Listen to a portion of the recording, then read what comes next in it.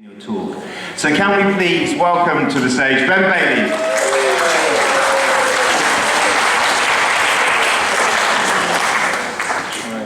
It's really good to see everyone in a venue, at an event. I've missed this sort of thing massively.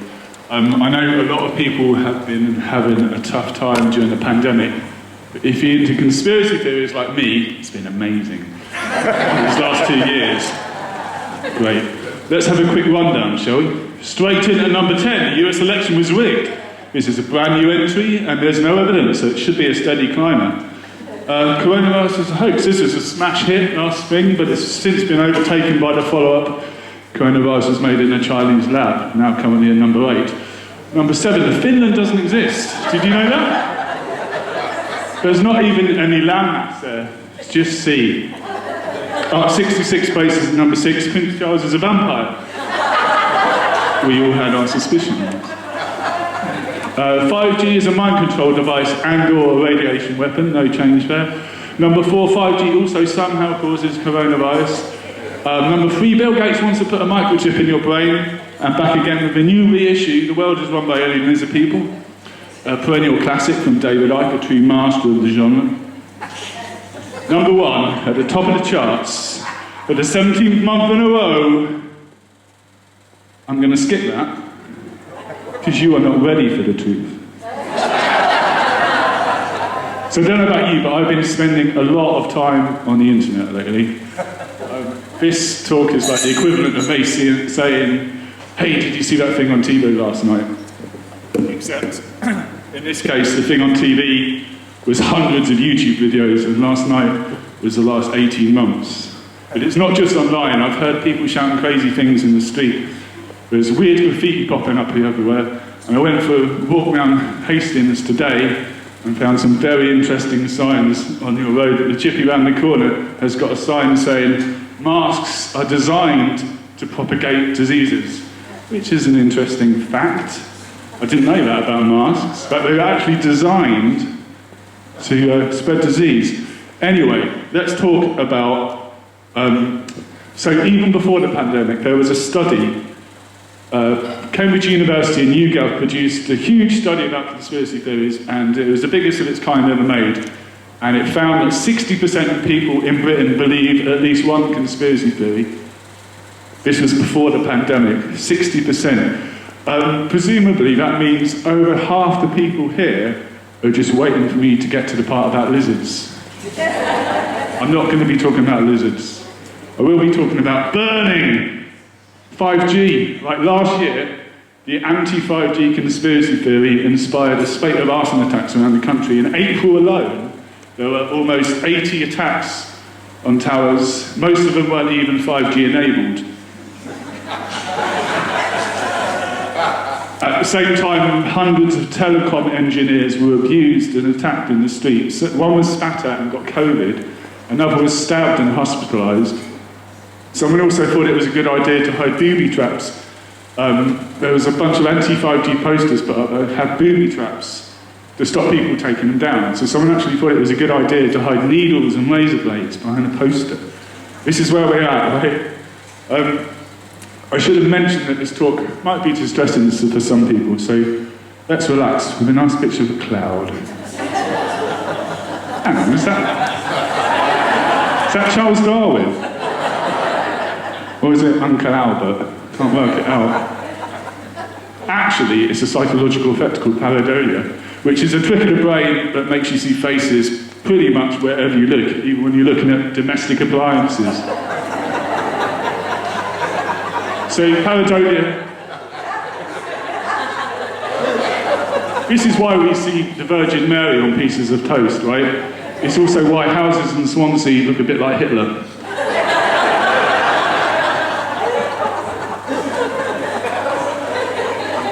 So pareidolia is a type of visual illusion, but it's a form of a broader phenomenon called apophenia, which can also apply to ideas and information.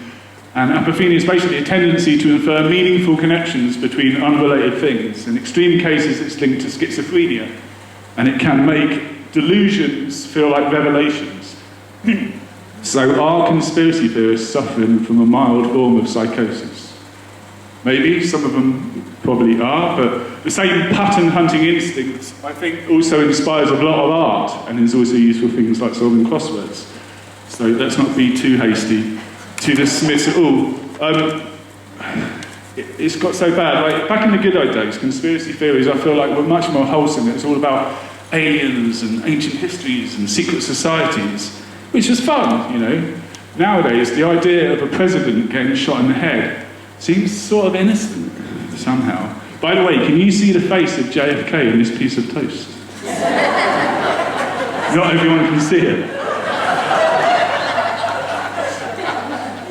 Back when the president was a good guy, we know he was a good guy because he was shot by bad guys. Or maybe just one bad guy. Or maybe one bad guy with a special bullet. In any case, we can all agree that JFK was shot, and it's good to have some common ground, even if it's just a grassy knoll. Because these days, the internet is rapidly fracturing our shared understanding of the world.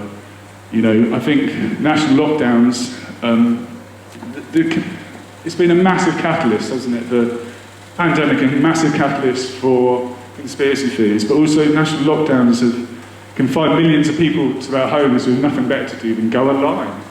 And so what we're seeing now is a sort of huge and sudden acceleration of what the internet was doing to us anyway, which was fragmentation, confusion, hostility, and the fetishization of cats. But that is a nice one though, isn't it? Let's just look at that for a bit, because it gets a lot more horrible as we go on. If you wanted to take part in conspiracy theories back in the day, you had to send off for specialist magazines or watch nerdy people talking at weird events. I've got an example for you. So back in the 80s, a guy called Steve Lightfoot started driving around in a van in California, which was covered in stenciled letters and press clippings claiming that John Lennon was shot not by the schizophrenic fan Mark Chapman, but by the popular novelist Stephen King. The basis of this claim seems to be that they kind of look like each other a little bit. That's Stephen King on the left. He does look a bit weird though, but it doesn't mean he's a killer. Basically, Steve Lightfoot was a Beatles fan who went to his local library to research John Lennon's murder. He found a load of magazines from the time of unrelated headlines that he believed were secret codes from the government. These convinced him that Ronald Reagan and Richard Nixon were both involved. Now, it's true that Nixon had tried to get John Lennon deported in the early 70s for campaigning against him, so the motive was clear enough. The thing is, though, Lightfoot stumbled across this photo and immediately knew his founder's killer. Pretty convincing, right? He's still doing it. He's dedicated his whole life to this similarity, basically. He also trawled through a couple of Stephen King books looking for spooky passages. I don't know if you read any Stephen King, but he writes horror books. He writes horror novels. There's quite a lot of them to find. He then, Steve Lightfoot collated his evidence in a photocopy pamphlet, which you can still order today from LennonMurderTruth.com. I've spent a lot of time on this website lately. The headlines that convinced him, you probably can't see him down in the corner there, the headlines that convinced him of Stephen King's guilt include phrases such as hit parade, the wheels are spinning, who's in, who's out, kiss kiss bang bang. Pretty damning evidence, really. Even if the government was able to embed secret codes in magazine headlines, why would they do that? The oldest trick in the book, plan a murder, work out all the details, and then publish them in popular magazines. But Steve Lightfoot also claims he was once endorsed by Paul McCartney, which I don't believe. But it does suggest that he isn't aware that Paul McCartney is also dead, and was replaced by a lookalike in 1966, as proven by playing the White Album in reverse. Thus, the Paul McCartney we know now is just another random cherub-faced vegetarian left-handed Liverpudlian bass player. In the 60s, there were loads of them knocking around, apparently. But if YouTube's taught me anything, it's really easy to get sidetracked. I only mentioned Steve Lightfoot in the first place because he's like a good example of an old-school conspiracy theorist. And his revelation in the library, when it all makes sense to him, is pure apophenia, right? He's still doing the rounds in California. He's got this new van, which isn't as cool as his old one, but it does have this slogan, "Smell your nightmare," which I pretty like. I like that one. Anyway, the cliche of the eccentric nutter was kind of already well established when I was growing up. 90s and the X-Files, it kind of went mainstream. But all of this kind of dates back, I think, to basically Watergate and Nixon, and this kind of creating an instinctive distrust of government, and it never really went away, you know. Watergate kind of created this bubbling, cynical worldview that has influenced so many conspiracy theorists. It also left us another legacy, because in 1974 it was decided that all news scandals would be known by the thing it was about, plus the word gate stuck on the end. There's been many of them, and I decided to write a little song about them. Let's see if the sound works, shall we? It doesn't work. It doesn't matter, we can skip that. Pussygate and Pastygate and Pizzagate and Porngate, Choppagate and Climbagate and Cablegate and Corngate, Russiagate, Koreagate, Chinagate, Taiwangate, Iraqgate, or Beavergate, and of course Irangate, Troopergate and Trousergate and Travelgate and Tailgate, Robogate and Routersgate and Raidergate and Railgate, don't forget your Memogate, not to mention Nammygate, there was also Grannygate, Bananagate, and quite a lot, bear with me. Gate and Blabbygate and Billygate and Bridgegate, Frankygate and Valorgate and Fifigate and Fridgegate, was hungry for a Hungergate, why did you a Tunagate, Salmongate was fishy, but I'd sooner have a Tunagate, Pedogate and Petrogate and Pardongate and Poopgate, Strippergate and Zippergate and Nipplegate and Newgate, that one blew up big, mate, like Piggate and Pissgate, Biggergate was a big mistake, but Fingergate's a piss take, it's a scandal there's not a Bill Gates Gate, I guess we'll have to call it Bill Gates Gate.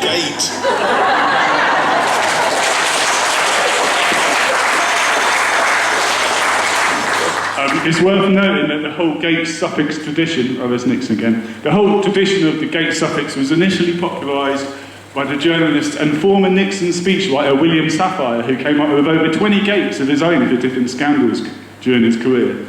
And he later admitted that he may have been seeking to diminish the importance of Watergate by making up silly names. And I think it worked, because we're still doing it. But I think this is central, right? People make the point that conspiracy theories can't all be wrong, because some conspiracies are real. But the important thing to remember about Watergate is that truth came to light after years of painstaking work by journalists, police officers and government agencies. Nixon wasn't exposed because a random guy wrote a pamphlet. And the paranoia that it left in its wake, you know, has influenced the mindset of so many conspiracy theorists. But none of them seem particularly interested in the kind of official investigation that actually led to Nixon's downfall, that had a result. Some people seem interested in conspiracy theories only insofar as they lend credence to their wilder speculations. For instance, we all know what Nixon did, so why wouldn't they fake moon landings? We all know about Edward Snowden, so why wouldn't they breed a race of genetic super soldiers? It all makes sense, right? Real conspiracies are used like stepping stones to reach something more exciting. And the most exciting theories of all are the ones that connect all the dots.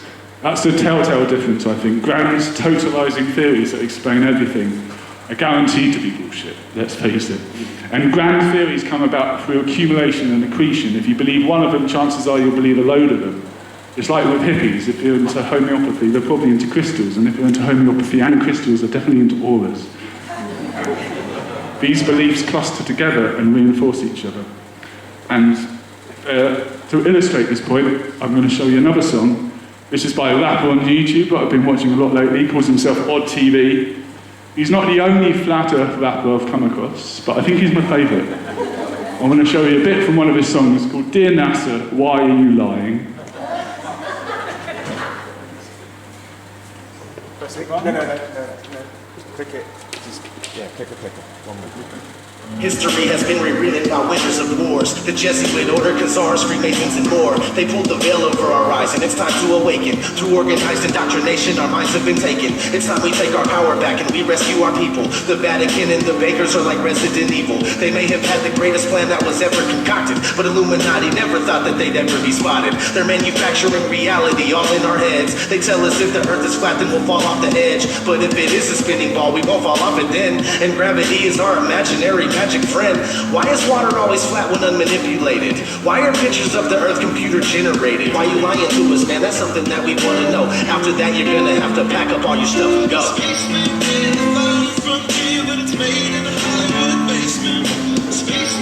It just goes on like this for a while. I think we can stop that.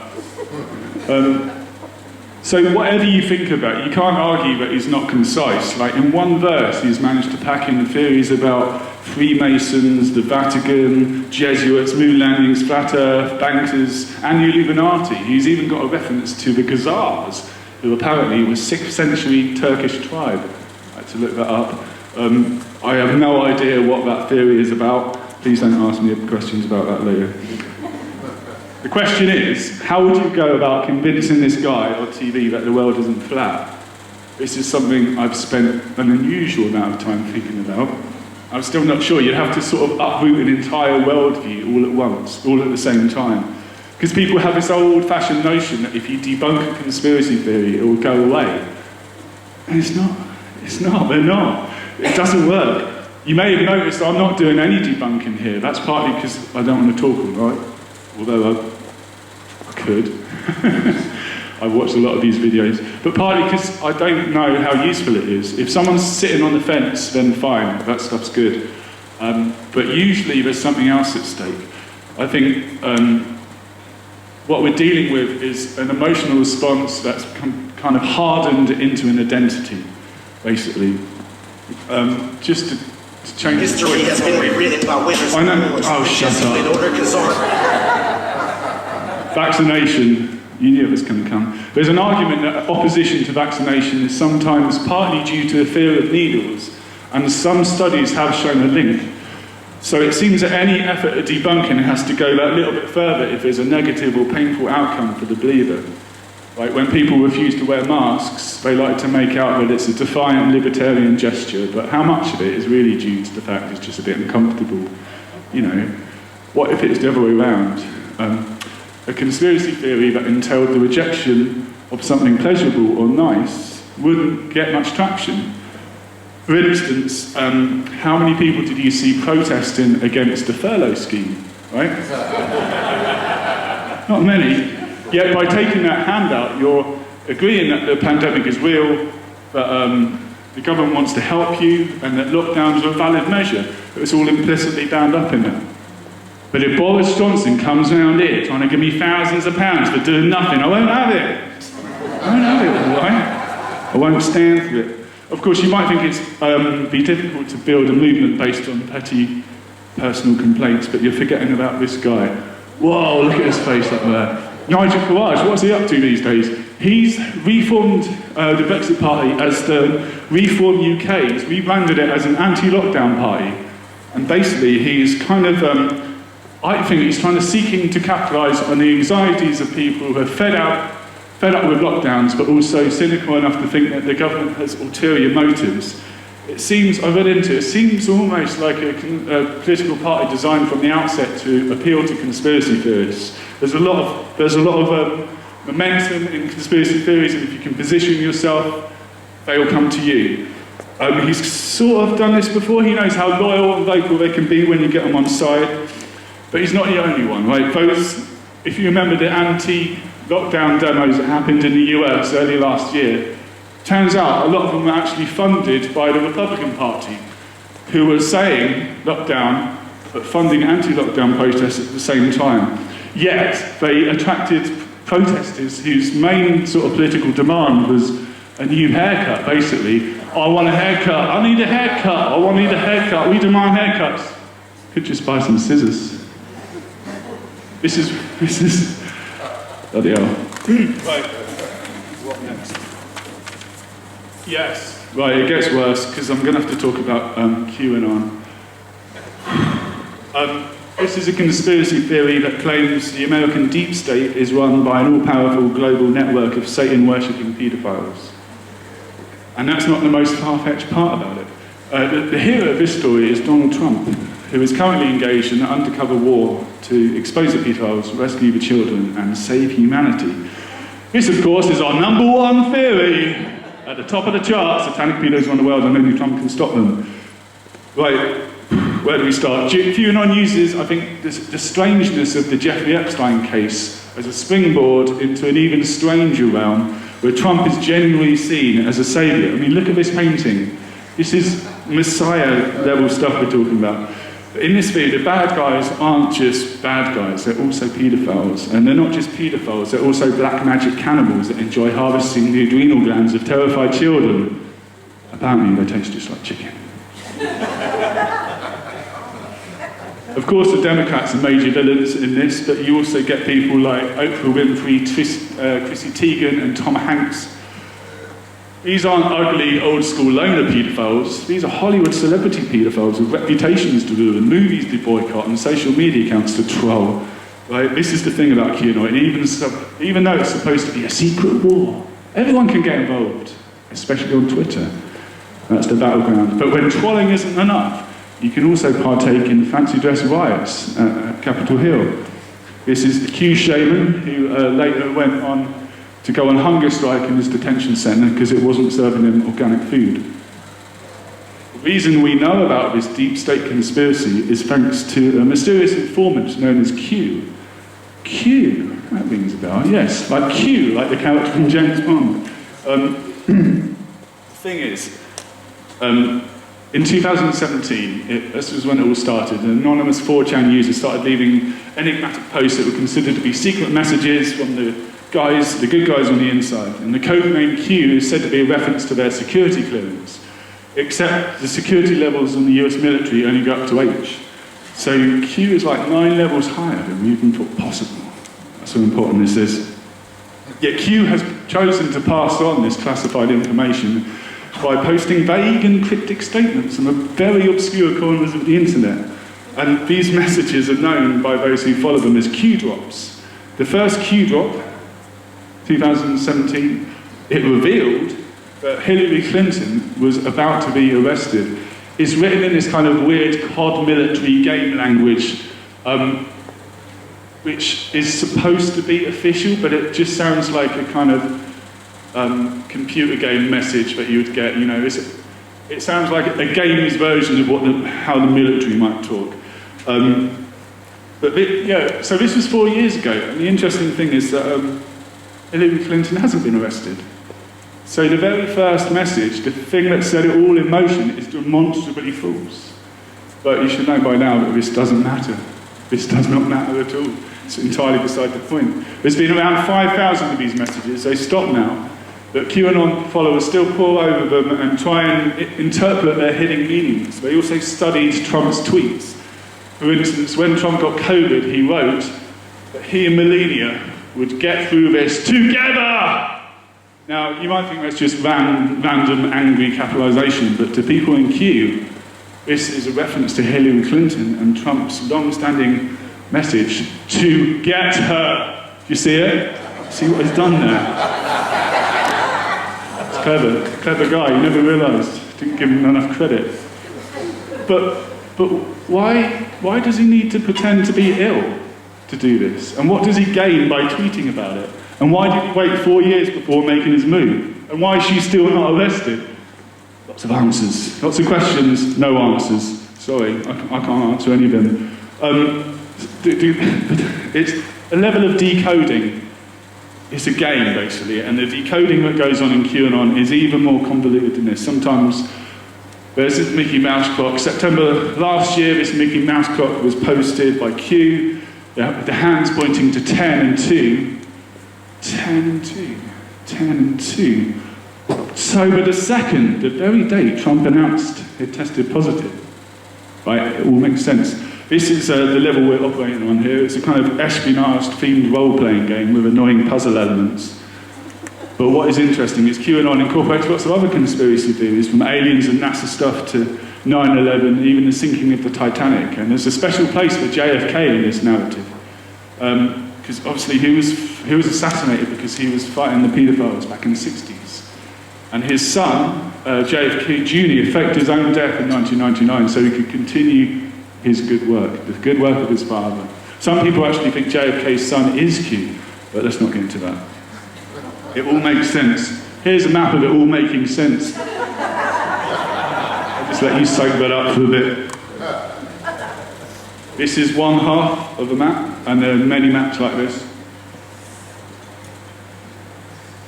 There's stuff on this. This is great. Every time I look at it, I find something new. Up there we've got the Galactic Federation. The Ancient Builder Race. What is that? Anyway, I should do that in my own time. Basically, it's like for people of a certain persuasion, this is the ultimate box set. It's got it all there, you know. It's like all the conspiracy theories slotted together to build something bigger than the sum of its parts. A bit like when the Power Rangers combined to form Megazord.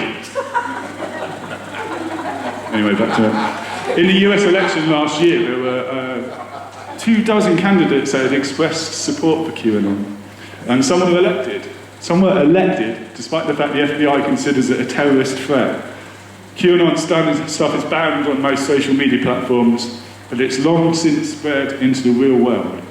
And there's been followers of the theory have been involved in a growing number of weird criminal cases over the last few years. One man blocked a bridge with a self-made armoured car. Another was arrested for threatening to massacre YouTube employees. And another guy was arrested for killing his own brother with a sword. So what happened at Capitol Hill wasn't really an isolated incident. And bear in mind, this is a movement that calls itself a non-violent research movement. But to be fair, you can't dismiss the theory on the actions of a few crazy people. It's the non-violent crazy people we need to worry about, because there's loads of them, and they don't fit the usual stereotypes. For instance, a friend of a friend was part of this kind of hippie cult. Just a group of hippie friends that did things like take magic mushrooms and go to like shamanic retreats. And even they have got into this QAnon stuff. There's a whole new age inroad to this, as well as the patriots and the kind of right-wing people in America that you'd expect to be behind it. It's soaking up a lot of new agers, and it's soaking up a lot of people that are more concerned about the child abduction side of it rather than the political side of it. So there's many inroads into this. It's spread to the UK. It's spread quite far into the UK. It feels like in the land of conspiracy theories, all roads lead to Trump now. Even my road in Brighton, no more adrenochrome. This is the chemical that you get from children, apparently. Although it was only made up in Hunter S. Thompson's fear and loathing in Las Vegas. But this is someone who felt the need to spray can this on my road.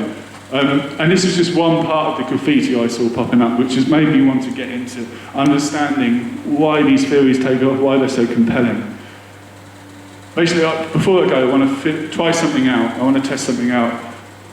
I think I've got the hang of how conspiracy theories work now, so I want to try one out of my own, right? This is a conspiracy theory about conspiracy theories, and how their rise in recent years is the result of a psychological strategy deployed by right-wing populist politicians and Russian troll farmers, maybe, Chinese hackers and the rest of it. The aim is to create a culture of discontent and distrust, confusion in which objective truth is buried and fear becomes a primary motivator. Historically, far-right governments have always done well in times of crisis.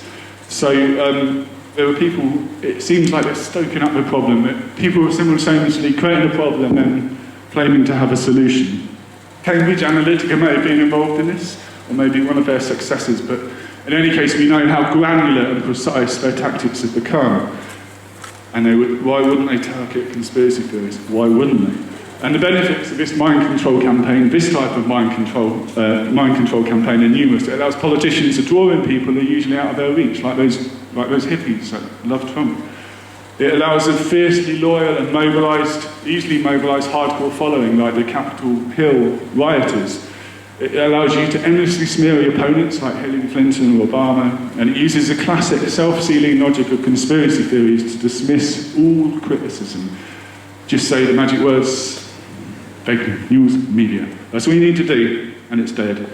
By the way, if you disagree with my theory, it means you're part of the conspiracy. That's how it works.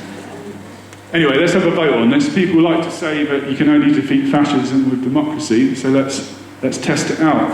I have got, in true democratic fashion, I've limited your options to a very small limit of options. You've got 3 tiers to choose from. Basically, tier 1, some opportunistic politicians may have used conspiracy theories to their advantage. Tier 2, certain politicians have fanned the flames of conspiracy theories to further their agenda. Tier 3, populist politicians have deliberately spread conspiracy theories for their own purposes. Very similar, I guess. It depends on the strength that you're willing to, strength and conviction you have on this matter. Have a little think, I'll have a little drink.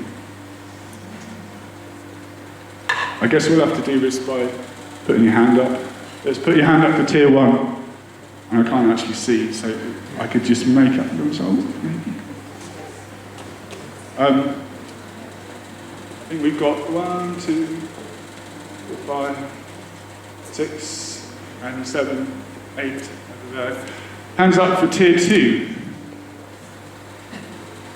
1, 2, it's totally scientific, this method. 12, 13.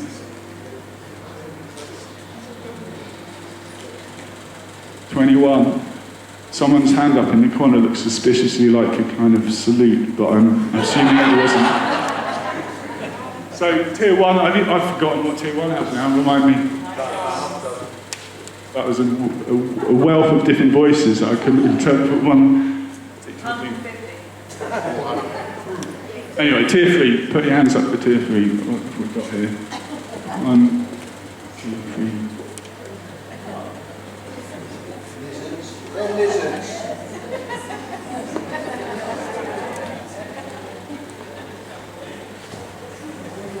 Tier 3 have got 23, which technically means tier 3 has won it, which does tie in with the study I mentioned at the start, which said that 60% of people in Britain believe in at least one conspiracy theory, because this is a conspiracy theory, and it's very hard to prove it. I know it feels like that. There's a lot of stuff in QAnon and other theories to suggest that it's been seeded, even possibly created. Anyway, you have voted for the wrong thing, basically, because number 2 is psychology says the middle option of 2 is meant to be always the preferred choice. And I actually made a slide to prove how clever I thought I was being. Tier 2 wins. So let's just say tier 2 wins, shall we? Certain politicians have fanned the flames of conspiracy theories to further their agenda. Basically, that does mean you, good people of the Babar Bar, have bucked the trend. You are not sheep. We're free thinkers. So thanks for making me look totally foolish. Need to change that slide. One last thing. If you're attempting to rescue a conspiracy theorist, you need to show them a way out. You need to show them another narrative they can be part of. I think it's like trying to get someone off drugs. A bland world full of shiny, happy people isn't going to tempt them.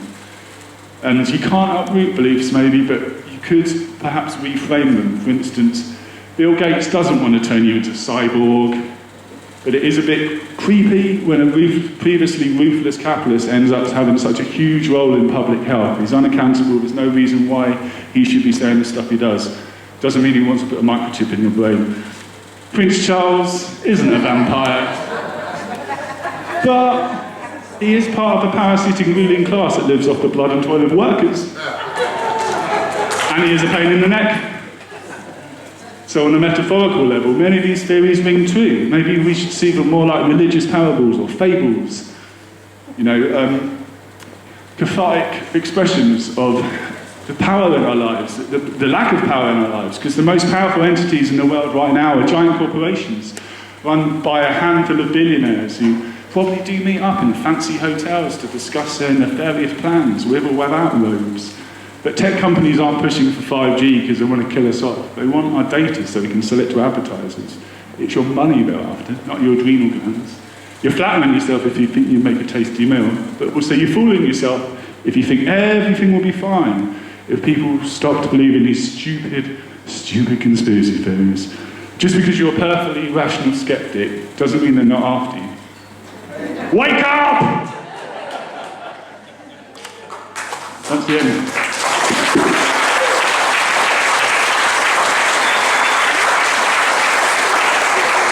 Thank you, Ben.